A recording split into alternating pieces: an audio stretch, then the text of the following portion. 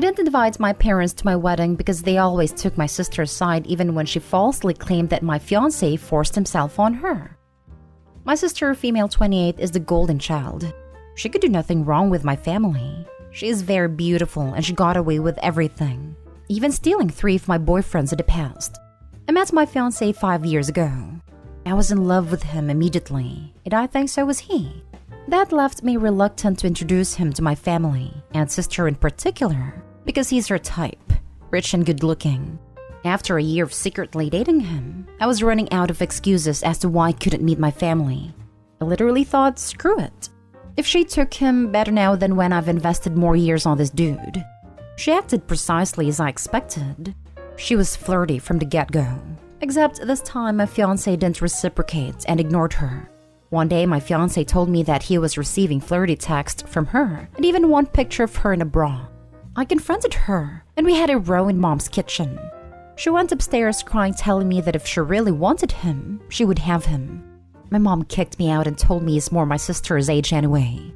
About 3 years ago, I was out of town for work for 2 weeks. And one evening, my fiancé started a video call on his iPad to show me how he was taking care of my bonsais. He was teasing me, pretending he's killing my plants, when the intercom called. It was my sister, so he buzzed her up. I told him to leave me on call to see what she's up to. She had a very short dress and heels. She came on to him, so I started recording. He told her no multiple times and she asked him why he chose a loser instead of her. She then tried to kiss him multiple times, telling him to at least try before saying no. He pushed her away eventually and she stumbled and fell over our glass coffee table. She started screaming and my boyfriend panicked and called the ambulance. I was terrified. She had injured her thigh and needed stitches all the way up to her waist. My sister pressed charges and claimed that fiancé tried to violate her, unaware that I have recorded the whole interaction. When the truth came out, my fiancé pressed charges for assault and defamation. She didn't get any jail time but had to pay him a hefty sum, something my parents thought was unfair since they didn't need the money. This ruined my sister and her reputation, so she moved to another city and cut all contacts with everyone, including my parents who took her side all the way. My parents blamed me for ruining her life and bright future, and my mom always lamented her and accused me of taking a stranger's side, purely to take revenge on my sister for being more popular and successful than me. I went low contact after this, almost no contact.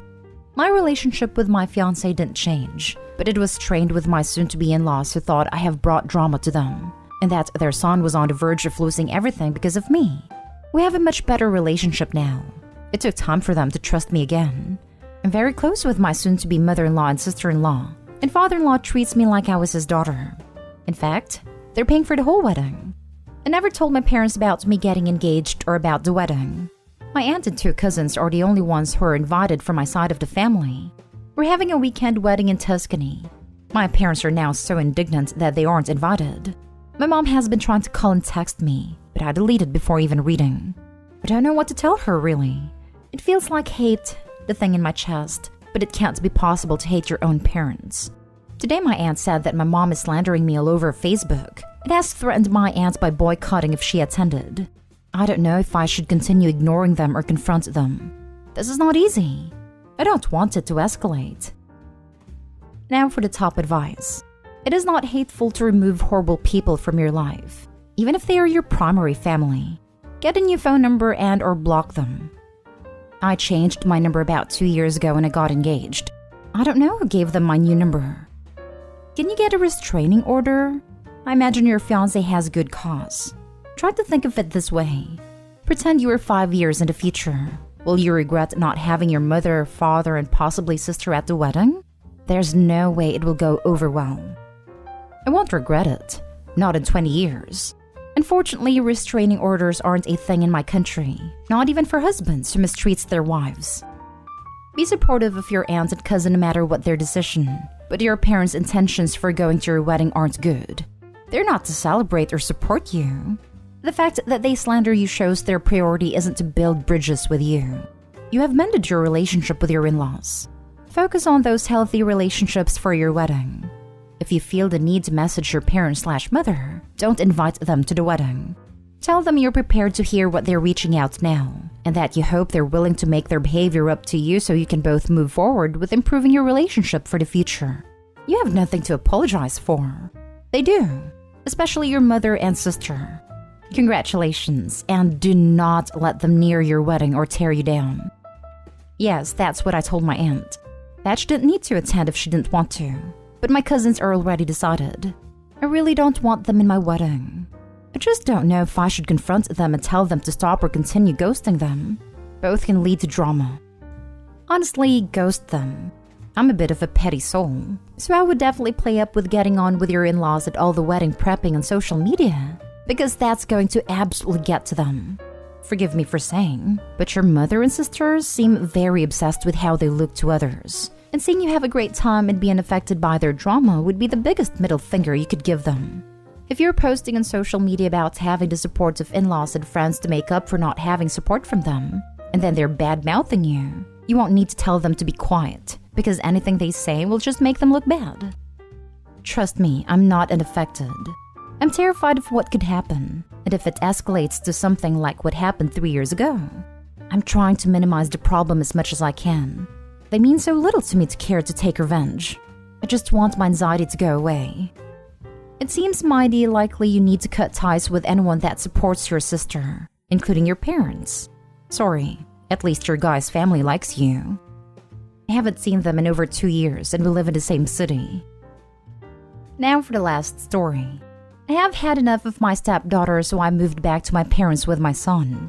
I'm also 8 weeks pregnant and I don't know what to do. I don't know if this is even ethical because it's about a minor. I will keep it anonymous and hope for the best. I'm at the end of my tether here and I feel paralyzed and in desperate need of advice. I, female 38, met my husband, male 44, about 4 years ago. I'm 8 weeks pregnant. Only husband did I know. I have a son, male 8, with my boyfriend who passed away in a car accident before my son was born. My husband has a daughter, female 13, from a previous marriage. Stepdaughter lives with us every other week. When we got married, ex-wife tried everything to get full custody of stepdaughter and failed. But it was made very clear to me, by stepdaughter, ex-wife, and husband, that I am not her mother and I'm not allowed to participate in raising her. Stepdaughter basically ignored me and my son in our weeks. It wasn't perfect, but it wasn't hurting anyone directly. My son learned very early not to cross stepdaughter, and kept to himself when she was around. I suspect ex-wife behind stepdaughter's coldness towards me, and thought this must be hard for stepdaughter with all these changes. I tried to befriend her over the years, but she wasn't having it. It got worse when ex-wife remarried and got pregnant with twins 2 years ago. She started ignoring stepdaughter, trying to get my husband to have her more. We happily obliged, and basically stopped being a mother to her. It didn't help either that the new husband didn't like stepdaughter and wasn't shy about not wanting to raise another man's daughter. I asked my husband if we could take stepdaughter full-time and try to raise her, because I saw that her mental health was deteriorating and that she needed stability. The ex-wife blatantly refused the suggestion, so we continued with the every other week. The twins were born about a year ago and all went downhill from there. It seemed like the worse stepdaughter had it at her mom's, the more she hated me and my son. She would throw fits a couple of times every time she's with us. Break our stuff. Call me a witch if I try to tell her off. It's her house because her father bought it and we're just guests.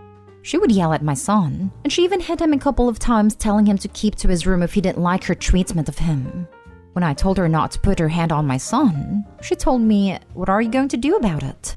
My son grew fearful of her, and would ask me to take him to Grandpa, boyfriend's father, when she's living with us. I talked to my husband about it.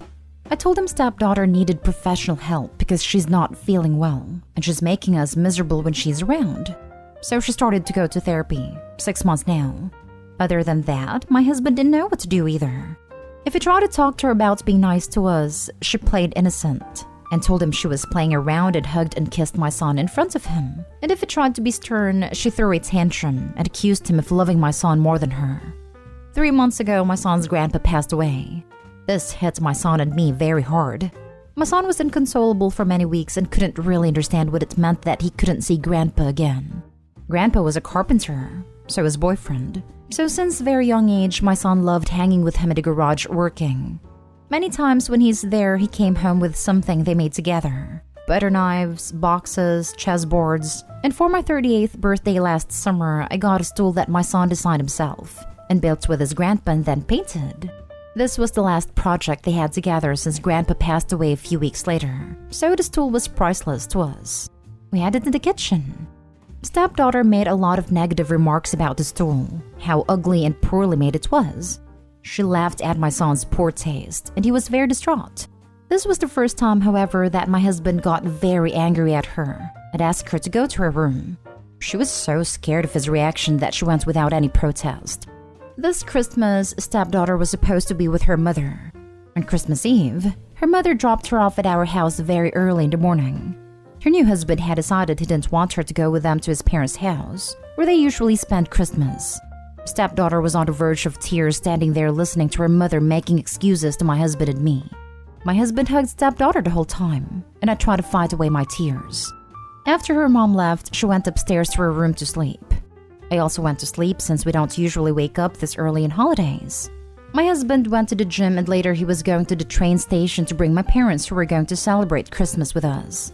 Around 10 a.m., I heard my son screaming and crying downstairs. I ran down in horror. Stepdaughter had decided to break the stool my son had built with his grandpa, and she was trying to shove it in the fireplace. When she saw me, she smirked and said she didn't want ugly furniture in her house. I pulled her away and told her to go to her room and try to get the pieces of wood out of the fireplace. That was when she threw a scalding hot liquid in my face. It was a hot cocoa. I yelled in pain and my son started panicking, so I ran to him to tell him that I was fine. Stepdaughter stood there laughing. I took my son upstairs and went back to her.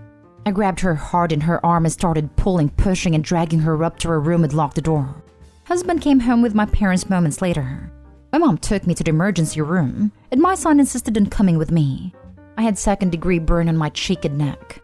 When I went home, my husband was so mad at me for attacking stepdaughter by using force to get her to her room. He told me I should have had compassion knowing how hurt she was by her mother's abandonment. I told him that I had enough of this. I'm living a nightmare half of the time, having to walk in eggshells in my own home whenever she's around. My son is a prisoner in his own room when she's living with us, too terrified to cross a boundary of hers. I told him that I don't know how to handle this, and that it was a mistake from the beginning that I wasn't allowed to be a parental figure in her life with authority.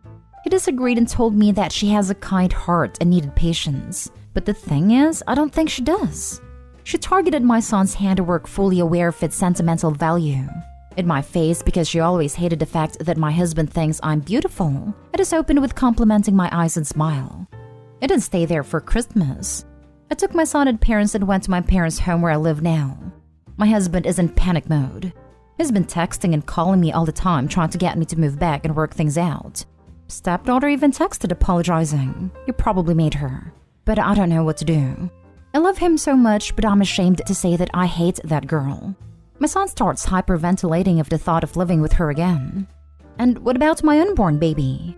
I feel sick of the thought of having 50-50 custody of being at the mercy of his half-sister when it's my husband's week. This thought makes me want to have a termination. Please tell me if there's another solution to this hell I'm living. Now for the advice. Stepdaughter is a hot mess, and your husband is in serious denial.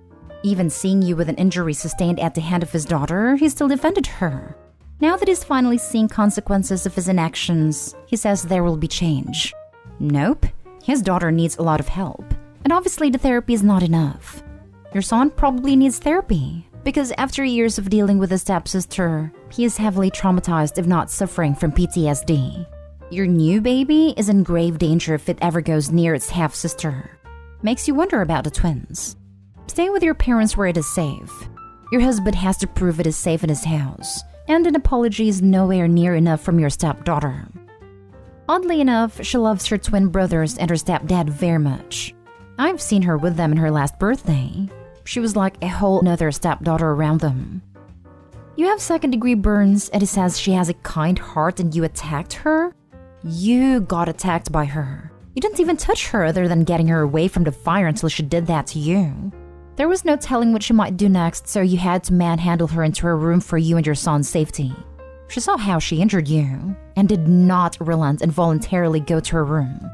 Honestly, make him an ex-husband. Press charges. Nothing will happen to her because of her age, but you need a paper trail ASAP in case you decide to keep the pregnancy so you can pursue full custody. This is not even about co-parenting. She was hurting your son out of jealousy for a long time. She already feels replaced by her mother with the twins. There is no telling what she will do if her dad has another kid. She put you in the hospital and it tells you off for how you handle the situation? There's no solution other than divorce. Everything else would be unfair to your son. If you still want the baby, remember that not every parent gets 50-50.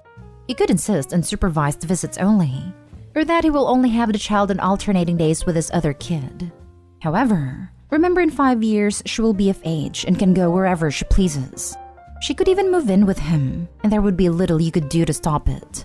Restraining orders are difficult to enforce and usually time-limited. Maybe he would be open to sign away his rights for a favorable split of assets in the divorce, but that wouldn't guarantee he will never change his mind and drag you into a lengthy, costly battle. Really weigh all your options. It is heartbreaking. But are you sure you want to be tied to this man for the next 18 years? His daughter didn't get this all from her mother. Just be sure you will not come to regret it and take it out on your kid. It is hateful to be constantly reminded how they are causing their parents stress by existing or resembling the ex. I would not raise a baby with this man. He will choose his daughter, no matter how awful she is. It was a huge mistake not letting you discipline her because she has been shown that you aren't an authority figure. She physically attacked you. It is so to your son so often that he lives in fear. Don't put yourself and your son through this hell.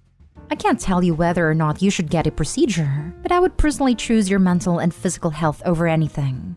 It's unfortunate, but sometimes love isn't enough. That's exactly how I feel. If I stay with him, it's hell. If I separate and keep the baby, he will have 50% custody, and then I will live in fear. I'm not sure where you live, but if you document the physical attack, you may be able to get a restraining order so she can't be around when he has the baby, or a limit to supervised visits. But it is still very early in the pregnancy. I would have a long discussion with your husband. Tell him it's gotten so bad you are considering a procedure. I hope you live in a country where you don't need his permission for that. The only solid solution for reconciliation I see is if he completely gives up custody of her. It won't help the hell beast's mental health, but it's the only way I can see you living a peaceful life with this man. He can't. Her mother and her new husband would probably throw her out. I couldn't bear it.